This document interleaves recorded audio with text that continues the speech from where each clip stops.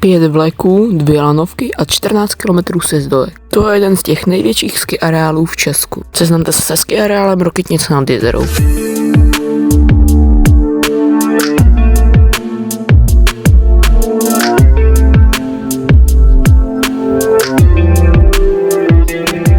Začneme třeba tím úplně vlevo. V roce 2006 Doppelmayr postavil 4místnou chair-driveku. Vraťme se ale do minulosti. To zde údajně jezdila Transporta VL1000.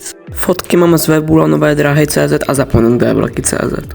Na této fotce zde můžeme vidět, kde vede stávající lanová dráha a vedle ní starou trasu vleku.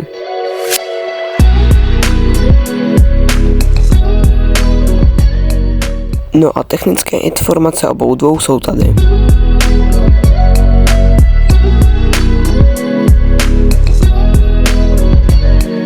Pokračujeme k vleku Křížek.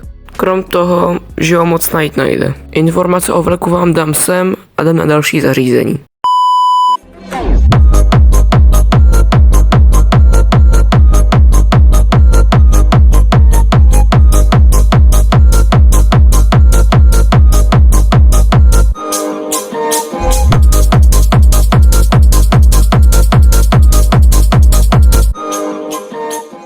Konečně jdeme na něco zajímavějšího. To je vlek, se kterým jste se už na mém kanále mohli setkat. Tento vlek s názvem Zalomený, asi nemusím říkat, proč je tak pojmenovaný, ale vlastní tady tu krásnou přehlednou červenou sjezdovku. Ale teďka k vleku. Tento vlek s typovým označením H130 s délkou 892 metrů, převýšení 290 a kapacitou klasických 900 osob a s touto nádhernou šestou podpěrou z 11 slouží docela dobře od roku 1982. Samozřejmě to ale ještě není všechno. Dříve, tady hnedka vedle toho vleku, vedl vlek typu VL500 Slalomák. Ten dřív vedl jenom po Harrachovskou cestu. V roce 1982 ho nahradili vlekem zmiňovaný před 22 sekundami.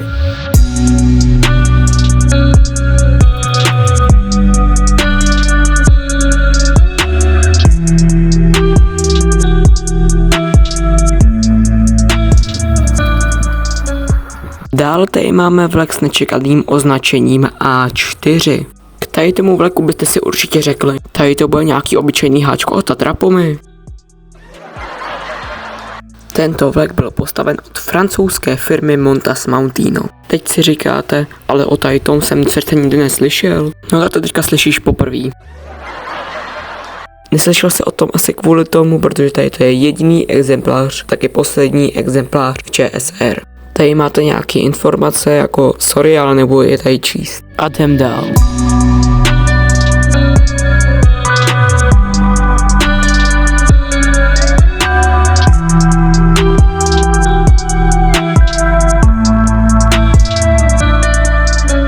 Nebudu to zdržovat a jdeme na další exemplář.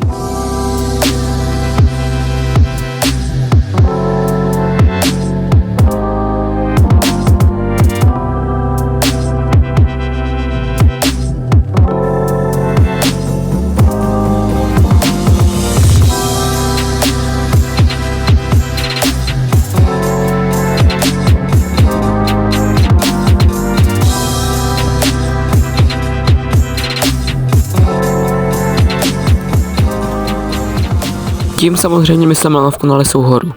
Tu, na kterou se asi všichni těšíme. Tu, která je druhá nejdelší v republice a taky tu, která se teďka rekonstruuje. Dobře, to asi stačilo. Tady máte nějaké informace a když se podíváte pořádně na tabulku, zjistíte, že takhle to u normálních lanovek asi vypadat nemá. A ještě aby ne, protože tady ta lanovka je druhá nejdelší v Česku a jeden z prvních Doppelmayerů v republice. Vraťme se ale do minulosti. Zde v minulosti jezdil vlek typu VL1000 od Transporty Chrudim. A ano, se sousedství s vlekem zmiňovaným před 50 sekundami. Ten vlek měl 1640 metrů dlouhou trasu, ale po stavění lanovky na Lisou horu musel být zkrácen pod Harrachovskou cestu kvůli přepravní kapacitě.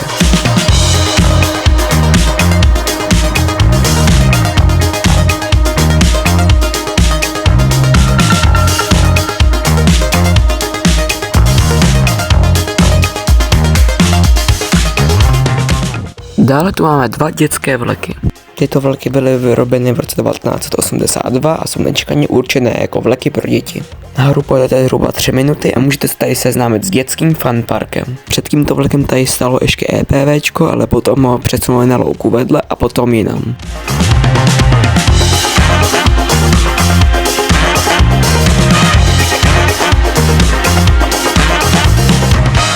A jsme u konce. Chtěl bych vám poděkovat za zhlédnutí videa. Můžete se třeba podívat na tohle video z mého kanálu a samozřejmě taky budu moc rád za dobré hodnocení. Čau!